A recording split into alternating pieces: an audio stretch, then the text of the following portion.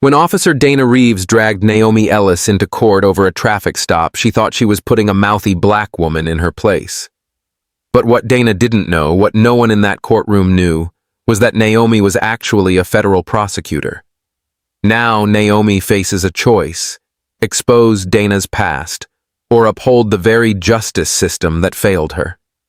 Can you truly fight injustice without becoming part of it? If this question hits you, don't forget to like this video, share the story, and subscribe to Blind Veritas for more gripping tales of truth and power.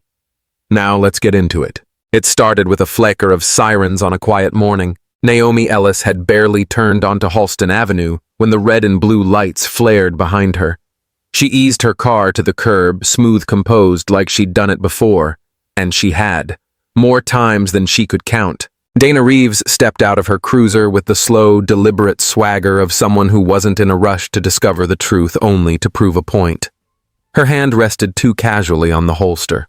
Her eyes narrowed as she approached the window, already forming a verdict. The driver rolled her window down. "Morning," Naomi said, calm, warm. Her hands rested on the wheel 10 and 2 like clockwork. Dana didn't respond, just stared. "You know why I stopped you?" Naomi met her eyes. "No, officer. Do tell."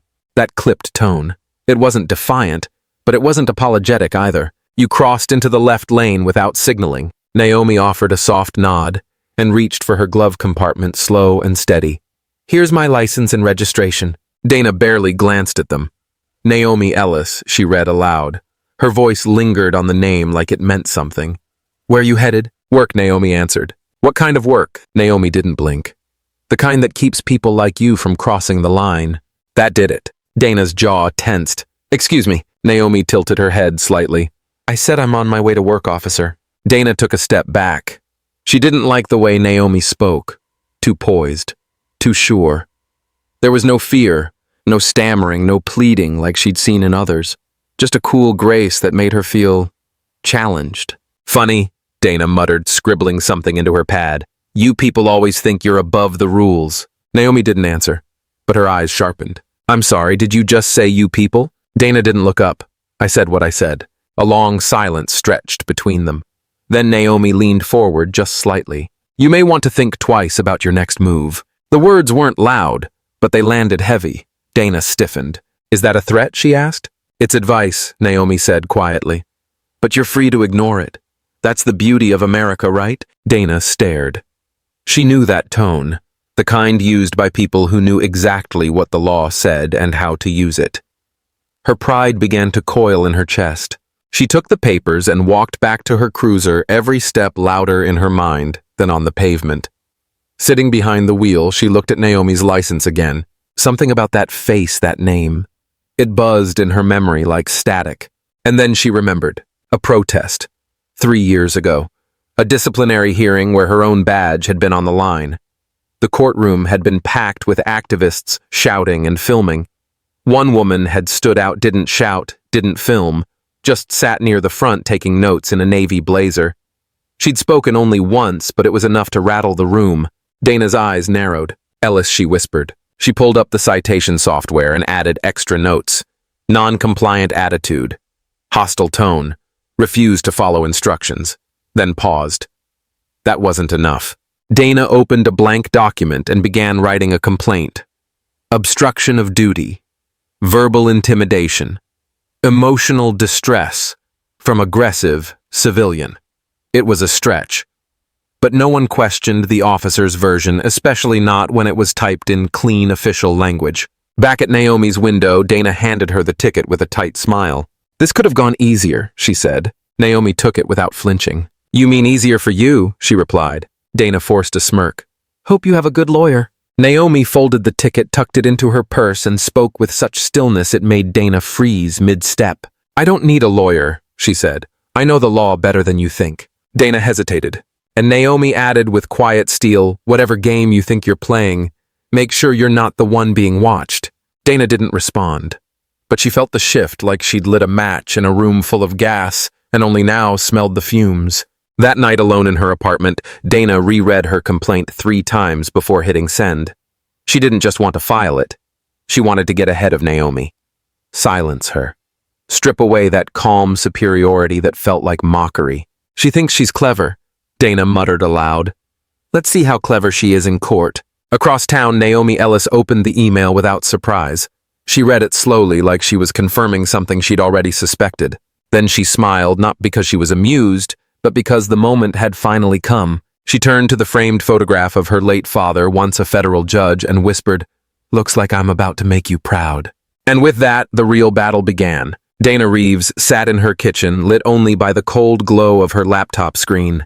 The cursor blinked at the end of a sentence she had rewritten 3 times, but still wasn't satisfied with. The subject she typed slowly caused extreme emotional distress through verbal hostility and veiled threats during a lawful traffic stop. She paused, read it again, and added a flourish. Plaintiff is seeking damages for reputational harm and psychological trauma. It sounded official, solid. She liked that. She leaned back in her chair, cracked her knuckles, and stared at the name on the document, Naomi Ellis. Her lips curled. Dana wasn't new to this kind of thing. In the last few years, she'd watched officers around her lose jobs, pensions, and peace of mind, all because of accusations spun by people who knew how to weaponize outrage. She wasn't about to be one of them, not without swinging first. The phone rang. It was Kyle Sloan, her longtime legal advisor and former academy buddy. Dana clicked speaker. "You're serious about this?" Kyle's voice came through, slightly amused. "You want to file civil suit over a traffic stop?" Donna didn't miss a beat. It wasn't just a stop. It was calculated disrespect. She taunted me. Tried to manipulate the interaction. "You weren't there." "Weren't, Dana," he sighed. "I'm just saying, a suit like this, it's messy. If she turns out to be someone with real backing or worse media savvy, you'll look petty." Dana's voice sharpened. "You weren't there, Kyle." She looked at me like I was beneath her. Didn't raise her voice, didn't curse, but every word dripped with superiority. She wanted me to know she wasn't scared, that she thought I was a joke. Kyle was quiet for a second. Then, with a half chuckle, he said, "So now we're suing people for having better posture." Dana's eyes narrowed. "You think I'm overreacting?" "I think," Kyle said carefully, "you're letting pride cloud judgment. I'm just advising. You do what you want." "I already did," Dana replied flatly. "Filed it this morning. Local court. She'll get served by next week." A pause, then Kyle muttered, "Your funeral?" Dana hung up, tossed the phone onto the counter, and stood up. Her reflection in the kitchen window caught her attention, a woman hardened by years in the field, jaw-clenched, shoulders square, believing she was standing for something bigger than herself. But beneath that, there was something else, something she didn't name. At the precinct later that afternoon, Dana recounted the situation to 2 of her colleagues, laughing dryly as she mimicked Naomi's calm voice. "She gave me that look, you know the one, like she's got a law degree in her purse and a camera in her dashboard." One officer, a younger Latina named Torres, raised an eyebrow. "You sure you want to go this route? There's talk going around that she might not be ordinary." Dana waved her off. "She's just another arrogant social justice warrior. Probably spends her weekends hosting podcast panels and quoting Malcolm X out of context." Torres didn't argue. But as Dana turned away, Torres quietly stepped aside and sent a short text from her phone. "You should see this. Call me." That evening, Naomi sat at the edge of her neatly made bed holding her phone. She'd read the email twice. The civil suit, the allegations, the phrasing that dripped with Donna's signature blend of self-righteousness and suspicion. She didn't speak for a long time. The young associate across the room finally asked, "Should we call it in? Go public?" Naomi shook her head. "No need, not yet." "Then what do we do?" Naomi folded the printout slowly and set it on her nightstand. Her voice was calm but not cold. "I expected this day would come. I just didn't know it had come from someone so predictable." The associate frowned. "Predictable?" Naomi gave a faint smile. "When people mistake silence for weakness, they always overplay their hand." And with that, she stood, walked to the window, and stared out into the soft glow of the city. There was no anger in her eyes, just certainty, the kind that builds not in moments of rage, but in years of knowing who you are. Naomi sat in the quiet of her living room, the curtains drawn against the city lights. The only sound came from the slow ticking of the clock above the fireplace, as if time itself had slowed to listen. Across from her, in the worn leather chair her father once occupied, sat her niece, curious, concerned, and quietly waiting for an explanation. "I know that name," Naomi said at last, her voice calm but heavy. "Dana Reeves. I knew her before she ever wore a badge." She leaned back, her eyes fixed on a point far past the walls. "It was 2015. I was still working as an assistant U.S. attorney in Atlanta. Dana was part of a precinct under federal review. There were complaints, excessive force, falsified reports, harassment. It was a mess." She paused, lips pressed tight for a moment before continuing. Dana was young then, ambitious. She hadn't done anything criminal yet, but she was on the wrong path. Cocky, defiant. Everyone in the office wanted her off the force, said she'd end up in headlines. But I saw something else. I saw someone trying too hard to prove she belonged, even if it meant stepping over the line. Her niece looked confused. "You defended her?" Naomi nodded slowly. "I pushed for internal discipline instead of indictment. Wrote the recommendation myself. I said she deserved a chance to grow to prove people wrong. I believed maybe she just needed someone to bet on her." She laughed softly, not out of humor but out of memory. "I even met her once briefly. She never looked me in the eye, probably didn't even register my name. Just another paper pusher in a suit who didn't matter after the ink dried." There was a pause. Her niece leaned forward. "But why didn't you say something at the traffic stop? She's suing you now. You have every right to crush her." Naomi turned her gaze toward the window. "That's exactly why I stayed quiet." She stood and walked to a framed photo on the mantel, her father in uniform, a young black man standing tall, despite the weight on his shoulders. "My father was humiliated by an officer once, in public, in front of his students. He never raised his voice, never pressed charges. But I watched him carry that moment for the rest of his life." She touched the edge of the frame, fingers brushing glass. "He taught me that power isn't about striking back. It's about holding the mirror long enough for others to see who they really are." Her voice lowered, but the firmness beneath it didn't waver. "I didn't hide my identity because I was afraid. I wanted to see how far Dana would go if she thought no one was watching. I needed to know, had she changed, or had she just gotten better at hiding the same old rot?" Her niece whispered. "And now you know." Naomi nodded. "Now I know." She walked back to the chair, sat down with the grace of someone who's been carrying truth far longer than pain, and folded her hands. "I won't retaliate." That's what she expects. That's what they all expect. But I will respond. I will walk into that courtroom with every fact, every moment, every decision she's made, and I'll let the system she thinks protects her do the talking. Her niece swallowed hard. "You think she even remembers your name?" Naomi smiled, not wide, not bitter, just a quiet, knowing smile. "She will." The first day in court arrived with the kind of morning stillness that always seems to warn you something's coming. Officer Dana Reeves stepped into the courthouse with the swagger of someone who believed she already knew the outcome. Her gray suit was pressed, her hair tied tight, her lips curled into the smirk of a woman convinced the system was hers to command. She waved at the local news crew outside, even offered a few comments about upholding dignity in uniform. Cameras clicked, mics buzzed, and one headline had already been drafted before the courtroom even opened. "Police officer takes on loudmouth defendant in civil suit." Inside, Naomi Ellis sat quietly at the defense table. No legal team, no entourage, just her.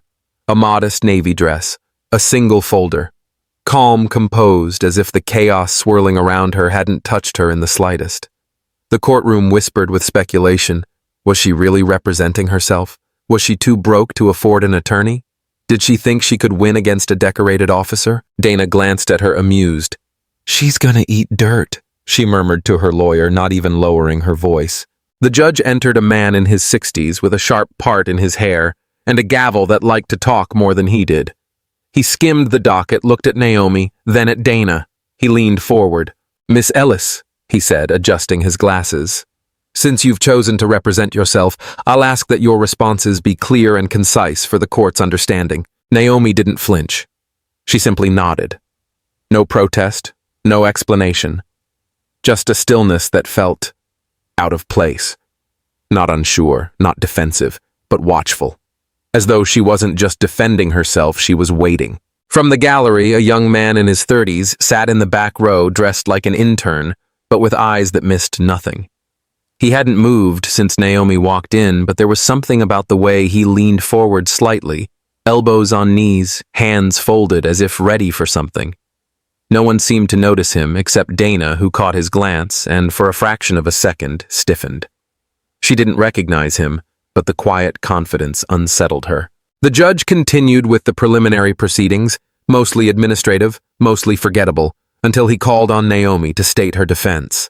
She stood steady and slow, letting silence fill the space before she spoke. "Your Honor," she began, "I respect the court's time and will speak only when necessary." Her voice was even unshaken.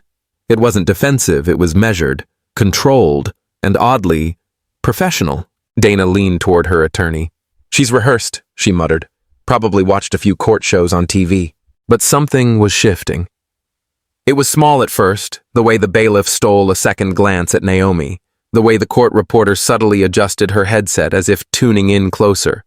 The room slowly was beginning to feel the disconnect. This wasn't a nervous defendant grasping at straws. This was someone with poise, with bearing, with training. Still, the judge moved on. The next date was set. The plaintiff's team requested access to traffic footage. Naomi didn't object. She nodded again, just once. But that nod, simple as it was, held the weight of someone who already knew what was coming. As people shuffled out of the courtroom, Dana brushed past Naomi and leaned in. "I don't know what game you think you're playing," she said under her breath, "but I've been in this system longer than you've been tying your shoes." Naomi turned her head slowly, met Dana's eyes. "Then you should know better than to underestimate silence." And with that she walked away, not hurried, not triumphant, just steady. In the back row, the young man stood and followed her out at a distance. He didn't speak, but as he passed the clerk's bench, he flashed a badge so discreetly it barely caught the light. The clerk's eyes widened slightly. She said nothing, but she definitely noticed. The courtroom hadn't figured it out yet, but the stage was no longer just set. The curtain had already begun to rise. And Dana Reeves. She was still reading the wrong script. By the second week of the trial, the courtroom had started to shift. Not physically, just the air in it. The kind of shift you feel when someone walks in and you're not sure if you should stand or sit. Dana still showed up each day with that same practiced smile, nodding to the press like she was collecting fan mail. But her smile didn't sit right anymore. It didn't stretch all the way to her eyes. Naomi Ellis arrived the same way she had on day one, alone, silent, composed. But this time she brought a thick folder with her. No legal team, no paralegal. Just her and those documents that seemed to hum with quiet purpose. When the judge called on her for her response to the plaintiff's claims, she stood slowly and opened that folder like she'd done it 100 times before. No drama, no speeches, just precision. "Your Honor," she began, under Title 42. Section 1983, individuals acting under color of law are subject to liability when constitutional rights are violated without legal basis. The plaintiff's conduct during the traffic stop without a valid probable cause invoked my right to assert non-compliance under federal protections. She didn't look at Dana. She didn't have to. The courtroom fell quiet. People weren't used to hearing defendants quote federal code like they were reciting poetry. But Naomi wasn't done. She reached into the folder and placed a document on the evidence table. "This," she continued, "is the precedent from Brown v. Daniels, 2009, in which a court ruled that a civilian has the right to question the legitimacy of a stop when the officer's history includes disciplinary concerns." The judge blinked. Dana frowned. Her attorney whispered something, then flipped through his tablet in a silent panic. And then Naomi did something no one saw coming. She pulled out a 3-page summary of Dana's prior disciplinary record, publicly accessible but carefully buried over the years, and submitted it as part of her supporting argument. "Your Honor," she said calmly, "I believe it's relevant for the court to consider the plaintiff's prior record of unlawful stops, including the complaint filed by Mr. L. Martinez in 2018, which was settled quietly out of court." Dana slammed her hand on the table. "That has nothing to do with this case," she shouted, her voice cracking. But the judge raised his hand, silencing her. "It may very well speak to pattern of behavior. Officer Reeves," he said without looking up. Then he turned to Naomi. "Where did you obtain these documents?" Naomi held his gaze. I did my research. He nodded slowly, almost as if that answer alone unsettled him more than the documents. And just like that, the press shifted. One reporter who had been tweeting sound bites about a righteous officer versus unruly defendant leaned toward her editor and whispered, "We might have framed the wrong hero." By the afternoon, headlines read differently. Defendant Naomi Ellis raises complex legal questions in courtroom twist. No more loudmouth, no more activist. Just Naomi Ellis. A name people were starting to remember for all the wrong or right reasons.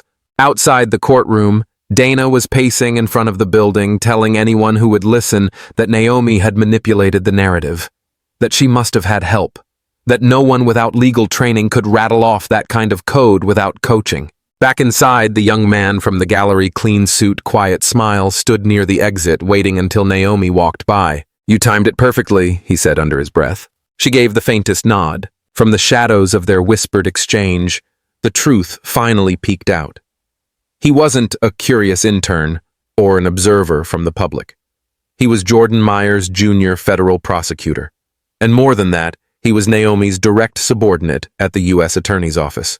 "Still want me on the bench until the final round?" he asked, slipping her a discreet envelope with sealed documentation. Naomi took it without a word. And somewhere behind them, Donna watched through the courthouse window, trying to piece together a puzzle she never realized had her name written in bold across the middle. The courtroom didn't know yet, but they were no longer looking at a powerless woman standing alone. They were staring at the calm before a storm that had already studied the law, mastered the evidence, and was just waiting for the right moment to strike. By the time Naomi returned to the courtroom that morning, the energy in the air had changed. It was no longer suspicion or curiosity. It was something colder, heavier, like the crowd sensed something inevitable was about to happen and couldn't decide whether to brace for it or sit in awe. Dana Reeves sat at the plaintiff's table, stiff hands clenched around a pencil she'd been nervously tapping all morning. Her eyes darted toward the press row. Only half of the usual outlets had returned. The others, perhaps, had already smelled the unraveling. Naomi walked in without hurry, her steps, even her posture, impossibly calm. She carried no folder this time, just one thin envelope. And when the judge called her name, she stood up, slowly, looked across the courtroom at Dana, and said in a voice that reached every corner of the room, "Your Honor, I'd like to submit new evidence. Not speculative, not hearsay, but an official document from the Internal Affairs Division dated May 2015. There was a soft gasp from the gallery. Dana's lawyer started to rise. Objection relevance. But Naomi didn't flinch. She kept speaking. "This is a redacted but verified copy of an internal report regarding Officer Dana Reeves and an incident involving use of excessive force and racially motivated language during a stop in Cobb County, Georgia. The complaint was closed after the lead prosecutor, myself, declined to pursue disciplinary charges, believing then that the officer in question deserved a second chance." She paused. "I now realize I was wrong. It was like someone cut the air with a blade." Dana's face froze. Her mouth opened slightly as if the words could not find their way out. The judge leaned forward. "Are you telling this court under oath that you were the prosecuting authority on that case?" Naomi nodded. "Yes, and I am still serving currently as a federal prosecutor under the Department of Justice." The courtroom fell into absolute silence. One of the reporters dropped his pen. Someone in the back whispered, "Oh my God." Dana shot to her feet. "This is personal," she shouted, her voice high, cracking. "She set me up. She wanted this from the start." Naomi didn't respond immediately. She just turned toward Dana, studied her like someone who'd hoped, really hoped that the other person would change. Then softly but clearly she said, "No, this isn't personal. This is the law catching up to you." Dana's lawyer sat down without saying a word. The judge let out a long breath as if he too had just realized the full weight of the moment. And then something happened that no one saw coming. From the gallery, a woman, elegant, composed, wearing a navy blue blazer, stood up and slowly walked down the aisle. It was Dana's wife, Elisa. She didn't look at her, didn't touch her, just paused beside her seat and said softly, just loud enough, "I asked you, Dana, so many times, if there was something I should know." Dana turned toward her, desperate now. "Elisa, please, you don't understand." "I do," Elisa interrupted, her voice flat. "I understand more than I wanted to." And then she walked out. No shouting, no tears, just silence. Dana tried to follow, but the bailiff gently blocked her path. She returned to her seat, breathing unevenly, her hands trembling now where they had once been steady. Outside, the world was already turning. News vans repositioned. Editors rewrote headlines. By lunchtime, the story was everywhere. Federal prosecutor exposes racist cop in civil lawsuit gone wrong. Turn of the trial cop who sued faces her own past in courtroom reveal. One article dug up Naomi's legal history, calling her quiet thunder. The prosecutor known for her calm demeanor and crushing precision in the courtroom. Another dubbed Dana the poster child of misjudged privilege. Inside, the trial resumed, but nothing felt the same. Even Dana's attorney barely looked at her. She tried to gather herself, but the pieces were too many and they no longer fit. She turned to the judge, trying to plead for control. "She's using her position to destroy me," she said, her voice low, almost begging. But the judge, now clearly distant, replied, "You opened the door to this when you filed a civil suit under false premises. This court will not be used to perpetuate false narratives or protect past misconduct." Naomi said nothing else that day. She didn't need to.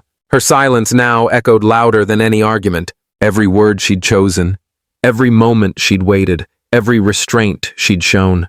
It all painted one picture, and Dana Reeves was no longer holding the brush. She was what the courtroom had always tried to deny. It could ever host a reflection of everything broken, arrogant, and blind in a system too used to believing itself righteous. By the end of that day, Donna sat slumped in her seat, surrounded by empty chairs, where colleagues once sat, and Naomi, standing tall, had become something more than just a defendant. She had become the reckoning. Naomi Ellis became a name headlines couldn't stop repeating. Federal prosecutor stuns courtroom. The silent woman who spoke louder than the law, justice served with grace. They ran her story through the media machine, spun it into a tale of triumph, outrage, and poetic justice. But Naomi never answered a single interview request. She didn't step in front of any cameras. The truth was, Naomi wasn't interested in becoming a symbol. She wasn't built for fame. At home, she sat in the garden. Her father once tended a quiet place, filled with the hum of memory. Her niece Alyssa, now a college freshman studying political science, sat beside her phone, buzzing every few seconds with another alert about Naomi's case. "Auntie, people are calling you a hero," Alyssa said. "Everyone wants to hear what you'll say next." Naomi didn't look up. She was watching a bee circle a patch of lavender, its movement so patient, so focused. "I didn't do this to be heard," she said gently. "I did it so she could hear herself. So they all could." Alyssa frowned, confused. Naomi turned to her eyes, soft but steady. "Justice isn't about punishing. It's about reminding people who they are and holding a mirror up when they forget." Dana forgot. But now she can't pretend anymore. Later that evening, a colleague from the Justice Department called. His tone was familiar, congratulatory, but expectant. "You could press criminal charges," he said. "There's a clear path. Public opinion's on your side. We could move fast." Naomi sighed and leaned back in her chair. "You don't understand. She's already lost more than the system could ever take." "But she committed perjury, Naomi. She endangered your life, your reputation." "I know," she replied, calm but unshakable. "But prison wouldn't teach her anything she hasn't just lived through in that courtroom." Her wife walked out. Her colleagues abandoned her. And now the world knows who she really is. That is a longer sentence than anything I could file. There was silence on the line. Then, almost reluctantly, her colleague whispered, "You're not just a prosecutor, Naomi. You're a different kind of teacher." The call ended. She set the phone down and walked outside to the small stone under the oak tree, her father's resting place. She knelt, brushed away a fallen leaf, and placed her hand gently on the cool surface. "They tried to humiliate you, Daddy," she whispered, "and I've carried that memory for years. But today, I didn't fight with rage. I let the law speak the language they taught us to fear." The breeze shifted. A crow landed on the fence nearby and cawed once before flying away. Naomi stood, letting the quiet wrap around her like a blanket. Her phone buzzed again, another request for a televised statement. She turned it over, screen down. She didn't need the world to clap. She didn't need a podium. She hadn't fought for vengeance. She had fought for clarity, and finally it had arrived. A few days after the courtroom had gone quiet, and the media storm began to settle, Naomi received an email from a private encrypted account. No subject line, no message, just an attachment titled Dana's Statement, Final Edit. She hesitated for a moment before clicking play. The video began with Dana Reeves sitting on a simple gray couch, her hair tied back, her eyes swollen and red. A soft piano track played faintly in the background, the kind you'd hear in a political ad about unity or regret. Her voice cracked on the first words. I never meant to hurt anyone, she said, pausing as if choking back tears. I was raised in a world that taught me things I'm still unlearning, and I know now that what I did was wrong. I'm not proud of it. She clasped her hands together, lowering her head. But I'm not a monster. I'm just another casualty of a divided society. We've all made mistakes. We've all said things we regret. And maybe I became the face of something I never intended to represent. Naomi watched silently, her face unreadable, her breath steady. She didn't blink much. She didn't flinch when Dana started crying again, louder this time, like she was performing grief for a crowd that never arrived. I ask for forgiveness, Dana continued. Not for the sake of my reputation, but so I can begin to heal. And maybe help others heal too. The screen faded to black. Then a message appeared. Please share. Help change the narrative. Naomi sat for a long while. No movement, no expression, just that same steady gaze. Then, without a word, she closed the laptop, reached for her phone, opened the email, and deleted it. No reply. No forward. Not even a save for the record. She erased it like it had never existed. Later that evening, as she folded laundry in silence, her sister called. Did you get Dana's video? She asked. I did, Naomi replied, calm as ever. Well, her sister prompted. She's still speaking to be seen, Naomi said, placing a neatly folded shirt into the drawer. Not to understand. There was a pause on the line, then a sigh. Do you think she'll ever change? Naomi didn't answer right away. She stood by the window, watching two kids ride their bikes down the block, shouting and laughing, their voices echoing with that boundless freedom only children carry. She had a chance, Naomi finally said. More than one. The law gave her grace. I gave her grace. And now she's trying to rewrite the story, not because she believes in a different truth, but because the world stopped clapping. And if she apologizes again, her sister asked. Naomi closed the drawer softly. Then she'll be apologizing to herself. She walked over to the bookshelf and pulled out a thin, leather-bound notebook.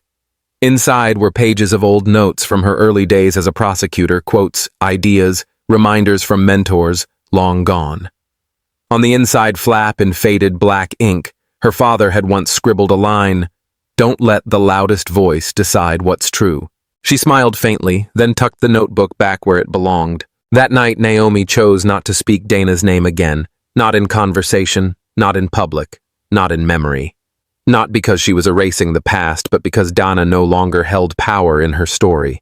Her silence wasn't revenge. It was closure. And in a world where everyone fought to be seen, Naomi's choice not to look back said everything. The hallway was quiet, eerily so. The trial was over. The crowds had gone. No press, no whispers. Just polished tile floors, pale morning light, and that strange electric stillness that comes right before something irreversible happens. Naomi was walking out of a meeting with court clerks when she felt that unmistakable tension in the air, like a current brushing her skin before a storm. And when she looked up, there she was, Dana Reeves, standing halfway down the corridor. Alone. No badge, no lawyer. Just a woman with tired eyes and a stare caught somewhere between shame and defiance. They didn't speak, not at first. Seconds passed like minutes. The silence grew heavy.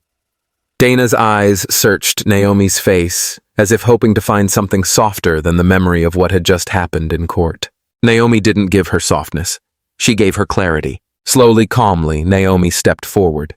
She reached into her handbag and pulled out a small object wrapped in cloth.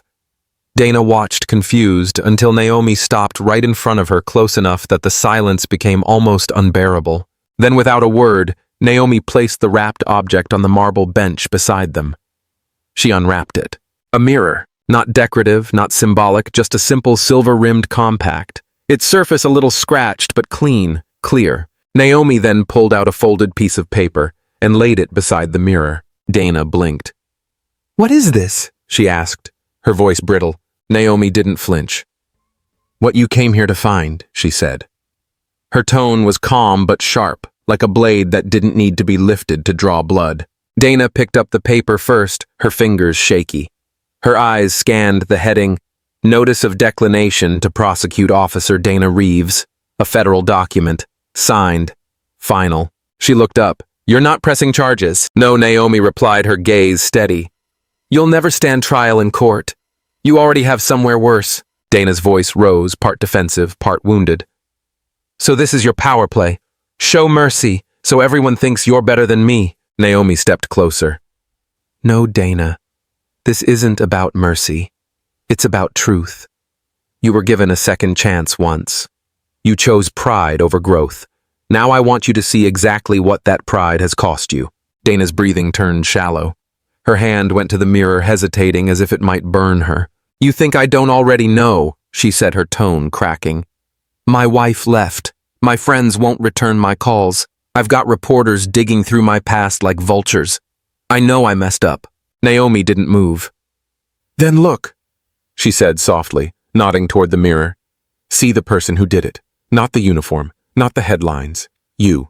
Dana finally lifted the mirror, stared into it at her own reflection. She didn't see just a disgraced officer. She saw the woman Naomi had once defended, the same one she thought could change, and she saw something worse. She saw someone who hadn't. The tears came this time not in front of cameras or as part of some broadcasted apology. They were real, small, quiet.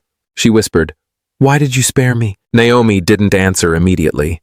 Then she leaned in just enough that Dana would hear but not mistake it for comfort. "Because I had to decide who I wanted to be," Naomi said. "And I chose not to become you." Dana turned her face away ashamed. Naomi stepped back, took one final breath, and turned to leave. But before she did, she spoke one last time. Her voice was low, certain, and final. "Justice doesn't walk away, Dana. It walks forward, whether you're ready or not." And with that, Naomi walked into the light of the hallway, head high, steps firm, leaving behind a woman, a mirror, and a silence louder than any verdict. It was just after 7 when Naomi stepped into the office, the quiet hum of fluorescent lights greeting her like an old friend. The world outside had moved on. Headlines had shifted. Reporters found new scandals to chase, but inside these 4 walls, justice still sat quietly on its perch, watching, waiting, working. She moved with the same calm certainty as always, setting her bag down, opening the blinds just enough to let the early sun touch the edges of her desk. The warmth slid across the room, slowly grazing the photo frame that always sat in the far corner. A black and white picture, a younger man, strong face, wounded eyes, her father. The man who had once knelt on a sidewalk, hands raised while officers shouted and strangers stared.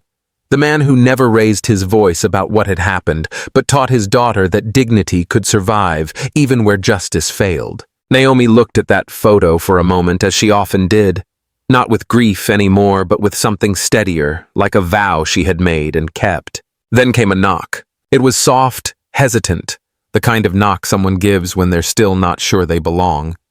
Naomi turned and saw her new intern standing in the doorway, barely 22, still holding a folder like it might explode.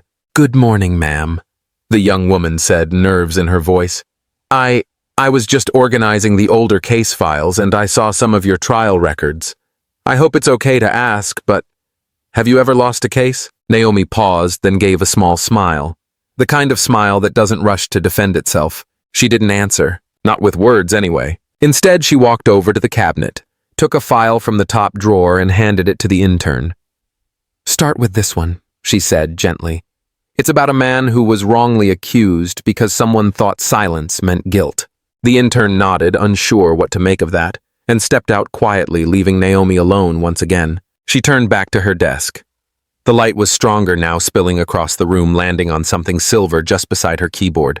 The mirror, still there, still simple, still reflecting only what was in front of it. Naomi didn't pick it up. She didn't need to. It wasn't for checking appearances.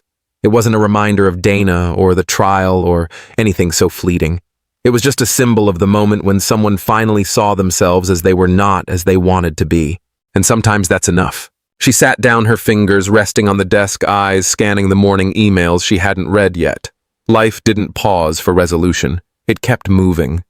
Justice wasn't a finish line. It was a direction. A way of walking, not a place to arrive. Outside, the city began to stir horns, footsteps, voices layered over voices. But inside that room, there was a softness, a stillness, a kind of echo that didn't need to be loud to last. And as the voiceover drifts in gentle, steady, sure it doesn't shout. It simply says, some truths aren't shouted, they're simply lived. If this story touched you even in its quiet moments, take a second to let it ripple beyond this screen.